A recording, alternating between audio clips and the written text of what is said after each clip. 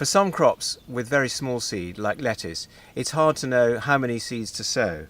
So rather than use a seed tray, I tend to use a small pot. This is a 9 centimetre pot, typical plastic pot that I use loads of. I'm using my own compost, and I like to eat a lot of lettuce. I have a lot in the garden, so if you're like me and you want that, then sowing regularly and a few seeds is about right. Now, lettuce is a good germinator as it happens. It comes up pretty reliably, like the brassicas, the cabbages. And so what I do is this. I fill my 9 centimetre pot. It's my own compost from the compost heap. That's all you need, as long as it's nice and fine.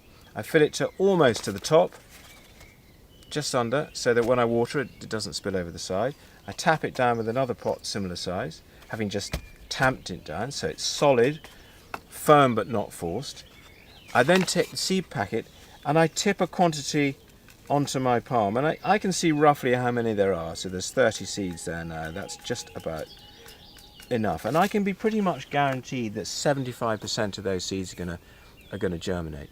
I never ever stick my fingers into the seed packet. Fatal. If they're damp and they've got soil on them and they're left in the sun because you're in a hurry, then you can get mold and you can ruin a seed packet. So always tip a little, and if you've got too many, you can tip some back. Some people go straight from the seed packet onto the compost. I don't advise that. I think what you're better off doing is to tip onto the palm and then pick up and scatter gently into the gaps on the top of the compost, and then you've got a quite clear vision of where they are. Space them apart, tip the last few that you can't pick up.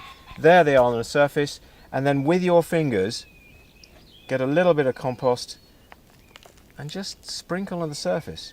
And you don't want too much, because you don't want these tiny little seedlings having to force their way through a compacted layer of compost. You just want a bit. I've got a few stones that I need to pick off and a few twigs and some of my lovely compost which is full of organic matter, and that's all. And then the next thing to do, and the last thing to do before you water, is to write a label with the name and the date that you sowed. That way you can keep an eye on it. Stick that in, give a water and put in the sunlight, and they'll be up in 6 days, ready for transplanting or for pricking out in another 6 days, and then straight out after that, and then you'll have lettuce in no time.